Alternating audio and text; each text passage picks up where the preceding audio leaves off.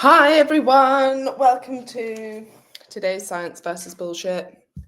This is going to be an extra special and fun Science versus Bullshit where I actually haven't okay, let me just, sorry, I'm going to do the really boring, annoying bit where I try and figure out if I'm actually live. Oh, but it's very hard to see on the app. Oh no, wait, I am. There's just a delay. Am I? Maybe I can only see it on here. It's also the first day of Commit to 6, which is obviously very exciting for everyone, especially me. So I'm going to make sure this is a 30-minute one, and literally can't see anything. No, still can't see anything. Okay, now I can see it. All right. Oh, there's my annoying voice. Okay, right, cool, got it. If anyone has any questions live, fire away. I have such live paranoia. Look, Naomi, if you had ever recorded a whole live and realized that you were in fact not live, you would also have the same, okay? And sometimes these things are a little bit complicated. And I'm going from, it's very high tech, babe. It's like going from one thing, streaming into another thing, also going on YouTube. It's all happening. Anyway, okay, I have a few topics today that I've been sent, and then if anyone has anything live, and then also there's a question from someone who just messaged me on Instagram who hopefully is going to come on and ask it about something I just said on the EC Method podcast. Then she was a bit confused about it based on something else. So it was a good topic to discuss. It was about calories and dropping your calories too low, etc., etc. So it was a very good question. And I think a lot of people get confused about it. So I do want to discuss it here. And as usual, there is some nuance to it, which is important. So the first thing I got sent this week numerous times was different forms of GLP-1 boosting supplements. These seem to be the most recent supplement type that's kind of trying to scam people. Normally they have their own little GLP-1 blend that's meant to optimize GLP-1, which by the way is the I was going to say drug, is the hormone that things like Mounjaro, Wegovy, Ozempic, these weight loss drugs are working via. And the active ingredient in these supplements that are meant to boost these, they're often like, you don't need to inject yourself. You can just take this supplement instead. Normally, the active ingredient is just fiber. And I'll come on to how much fiber is in it, but there's depressingly little fiber in it as well. So really, you're paying a lot of money for legitimately nothing. Now, what you can argue is do they work? Well, technically, yes, they would increase GLP-1 production, but the increase is tiny. And I mean microscopic in comparison to actual GLP-1 medications or drugs that work via this pathway. I looked at one popular brand that had 1 to 2 grams of fiber in it, which is obviously not very much fiber. You would be miles better just focusing on eating some raspberries, which have way more fiber in, are actually satiating, are actually yummy. You eat them. So there are numerous things that increase satiety, one of them being chewing and eating and actually consuming food, which is one of the reasons that liquid calories aren't particularly satiating, because it's taken that process out of it. Plus, raspberries have antioxidants and lots of goodness in them, and vitamins and minerals, and are going to be way better for you than some overly processed supplement that actually only has 1 to 2 grams of fiber in it anyway. So I would highly recommend avoiding these, but I think that we probably will see them more and more and more and more. There was a phase as well, and I think these have gone, I hope, but of people getting GLP-1 patches. I think they were maybe told to rebrand, because I have seen them now and they're called something else. I can't for the life of me now like think how like what they were even suggesting the mechanism was. But anyway, it obviously wasn't that doesn't work either, especially not trying to be absorbed via the skin. So that's the first con that you need to look out for. And then the other one is much bigger and is more of like a long-term thing to be looking out for. And this is just like generally the menopause con, which is claiming that everything is completely different for menopausal women, and then kind of either using like their own anecdotal evidence or just like waving the feminism flag of like, look how different women are, look at all these hormones we have to deal with. Of course, it's completely different for us. And that's not saying like, obviously, I am a woman, if you hadn't already noticed, and I have a lot of menopausal clients. Like, I'm certainly not sympathetic to the struggles of that, but that doesn't mean that everything is totally different. And I think that's where people get a bit confused. And I had a bit of a debate with someone last week, like, oh, well, surely you know that, all this stuff is happening with the menopause. I'm like, yes, no, I do know that. Thank you. But does that mean that the way that you need to train and diet is completely different? Not necessarily. And sometimes it's actually making it much harder for menopausal women. And a lot of the time you will need adjustments, but not for the reasons that these people are often stating. So usually this comes along with like a bit of a feminism flag and like, I'm doing good. And there's that kind of emphasis behind it. And then they'll say things like, there's not enough research on women, and thus they conveniently have no research to back this up. But what we do know from, mechanistic data is this might be happening. And that's a bit of a cop out now. Like you could have said that 10 years ago, maybe even 5 years ago. But we actually do have more and more and more research on women. Now, could there still be more? Yes, of course. Like I would love if there was more research on women, but we are getting there. And it's a very outdated cop out for not having any research to back up your claims, when actually we now have research to prove that, like the opposite, like much like what we've seen with menstrual cycle syncing and people telling people that they need to change the way that they train around their menstrual cycle, and like, well, either there's some very small mechanistic type data, or there's just not enough data on women, so we just couldn't possibly know. And it's like, now we actually do have data on women, and we've shown pretty convincingly that you don't need to be doing that. So I term these people like not whores. I was going to say hormone, but then actually I was thinking it more to do with like menopause and people who just kind of manipulate people around the menopause, which is my new term for them, menopause manipulators. And they will try and sell you this kind of cure for like a problem that you don't really have. They'll say things like, all women that go through menopause will lose muscle mass, so you need to do this. Or all women that go through menopause will have insulin resistance, so you need to eat in this way. And it's just simply not true. But when you're kind of convinced of these things, usually by talking about things like very normal human emotions, or very normal symptoms that you might get from menopause, or just general life or stress, or living in a busy world and looking after your kids and not sleeping that well, and then they'll package that up, but that you must have a problem with X, Y, and Z. These are the symptoms of that, and then they'll conveniently try and sell you something. And the amount of misinformation targeted towards women during the menopause or midlife is like has never been higher. And I think people have noticed that it's a very easy target market and demographic. And that's why there's so much like confusing and misleading claims. And even within just a scroll on my social media, and obviously I'm targeted with a lot of this stuff because of who my clients are and what I talk about and what the algorithm obviously thinks that I'm interested in.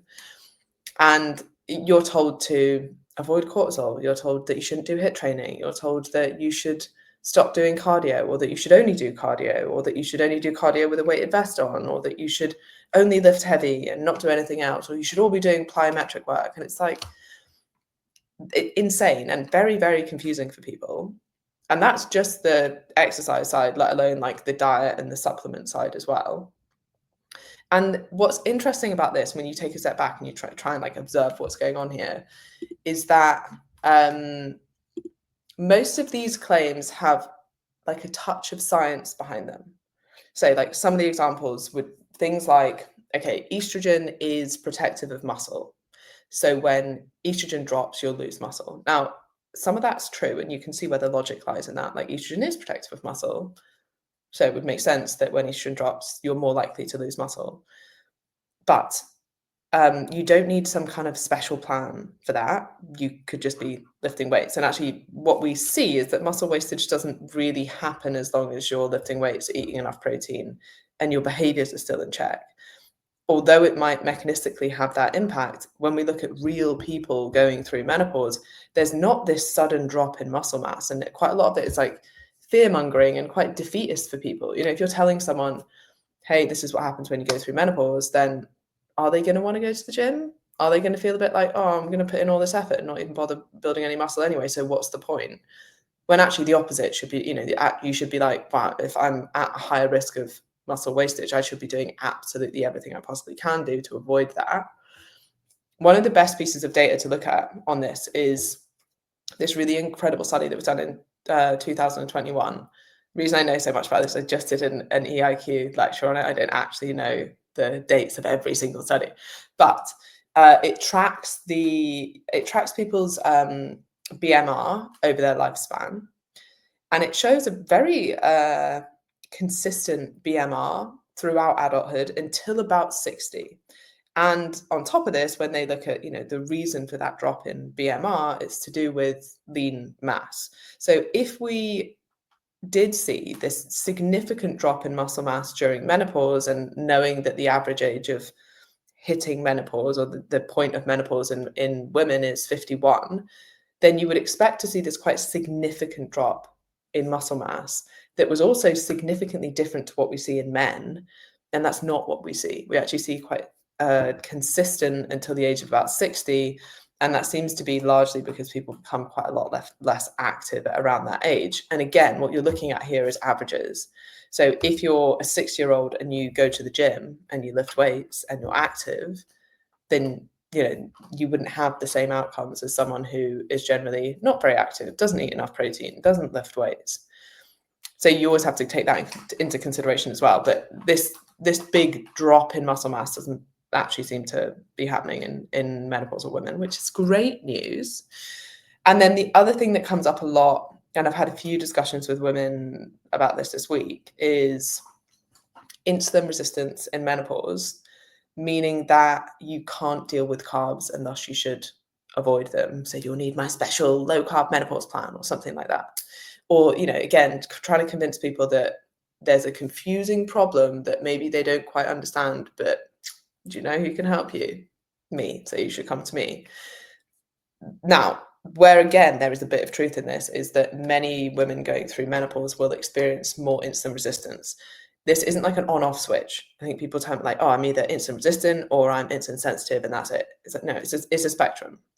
And what is true is that as you go through menopause, there is an increase in likelihood of insulin resistance. But again, if you're lean, fit, healthy, active, lifting weights, that is unlikely to be happening. And you absolutely can consume carbs. The best thing that you could possibly do if you find yourself in a position where you are quite insulin resistant is to not just cut your carbs, is to make sure that you're lean, so you're not storing too much body fat, and that you're lifting weights, and that you're active, and that you're especially active after meals, because this is a point where you have the biggest glucose load, so you want to clear that as quickly as possible. And the best way to clear that is to keep moving. So even just going for like a 10-minute walk or something after your dinner is a really good way to clear blood glucose and help with that digestion. And then the final thing I'll talk about today in relation to this is cortisol, and the fact that cortisol is often higher, or at least stress is often higher, and that exercise increases cortisol. So you should stop doing strenuous exercise, which is one of the worst pieces of advice I've ever heard for anyone. Not least because strenuous exercise has actually been linked to an increase in your subsequent resilience to stress, but also because HIIT training is one of the best things that you could be doing for what we just spoke about, which is increasing insulin sensitivity. And it's very time efficient, and it just has these insane health benefits. So you certainly don't need to be avoiding strenuous exercise. But what you do need to do, and this is at any age, not just if you're going through menopause, is manage your energy levels, manage your recovery, and have proper programming that suits you. So I want to be very clear about this. Like, peri and postmenopausal women and or women at any age don't need a completely different diet and exercise program. What they need is individual programming, and someone, especially if you're going through perimenopause and you've got a lot of symptoms, someone who understands your symptoms and understands what's going on, and can adapt your training to suit you. That's what you need, not some generic menopause plan. That's the last thing that you need. So don't be conned by this like clever marketing and then like drops of quite misleading science. Because I get sent this so much and like, what's this person talking about? And I'm like, well, they're not totally wrong, but they're misinterpreting it and then applying it in completely the wrong way, or making it mean like way more than what it does mean. And then it's quite hard to debunk, because I can't be like, well, now that's totally bullshit. You should completely ignore that. But equally, it is bullshit. They've just used a little bit of science. Does the menopause cause metabolism to slow at all? Not specifically the menopause, no. Much more, or not to a meaningful extent anyway, much more to do with your activity levels and your lean body mass. And the other thing I will go over is this question that I was just asked on Instagram, because I don't think I said this, but maybe it was like misinterpreted. I don't know. But anyway, she's replying to my story. And what it says on my story is, I cannot emphasize this enough. Do not create a deficit from your basal metabolic rate. And what I mean by basal metabolic rate is like, if you were in bed all day, technically this is your resting metabolic rate, but same principle. If you were in bed all day and just did nothing, just to stay alive, you would need a certain amount of calories. That's known as your basal metabolic rate, or your resting metabolic rate. And a lot of people use the term metabolism to explain that. Now, metabolism is used in such different ways that it's become like quite hard to basically can be used in different contexts. But if we just defining it as that, your basal metabolic rate, your energy requirements when you're not doing anything. And the reason I was saying that is because someone asked me on the story before, a nutritionist told me to eat 1,200 calories because I had PCOS. I think my basal metabolic rate is 1,600 calories. Does this sound right? And I said, no, you should be creating your deficit from your total daily energy expenditure, not your BMR. And the reason that I say that isn't because of, how am I going to explain this? So then I got a question from someone in my messages that basically said, can you explain this to my simple brain? I just listened to an episode of the EC method saying there's no such thing as too little calories. So my brain has zoomed in on that. I aim to be as disciplined as possible in an energy deficit every day, but wondering if there is context to that. Yeah, so basically the context is, I don't know what the context to what I was saying in that podcast was, but if it was me saying it, then basically what I meant is, you can't technically be eating too little to lose fat. Can you be eating too little to consistently lose fat, given that you're a human, not a robot, given that you probably want to enjoy food, live your life, have some energy, not be malnourished? Yes. But when people are saying like, oh, I just wasn't eating enough calories, that's why I've not lost fat, like, that's not true. It's always like an adherence problem. Now, would I suggest that someone just drops their calories as low as possible? No, for various reasons. And this is why most people will suggest, and this is quite a crude suggestion, but is like quite a decent start point for the vast majority of people, is that people would suggest that you take maybe 10 to 15% off your total daily energy expenditure, not your BMR. So your total daily energy expenditure is made up of your BMR, your calories that you burn doing exercise, the calories that you expend digesting food, and the calories that you expend just like walking around. So your NEAT, your non-exercise activity thermogenesis, or if you're me, and I clearly use my hands all the time, Your gesticulations, I wonder how much I expend just being very, I don't know what the right term for that is, just by using my hands lots. I don't know. Anyway, most people will suggest taking like 10 to 15% off that, which works for most. Some people will take 500 calories off. That works for some people, but for example, if you're a small woman, that could leave you with very, very low calories that make it very hard to stick to. So I tend to go off a percentage. To be honest, I don't really use either anymore. I tend to go off like a bit of science and a bit of calculation, but mostly knowing people and knowing what works and knowing what doesn't work. Yeah, so I hope that kind of answers, like, in theory, you can't eat too little to lose weight. In practical terms, you absolutely can, because it becomes really unenjoyable to adhere to, or you just wouldn't adhere to it. That's probably what I meant by that.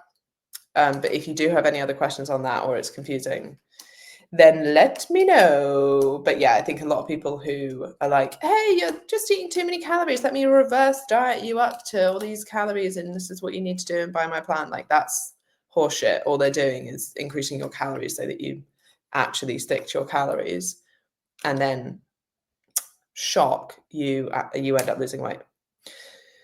Naomi, 300 calories a day for flamboyant arms. Yeah, I think so. You know, if anyone's not tried just moving their hands around a lot and gesticulating all the time, like, highly recommend. It's one of my favorite dieting approaches.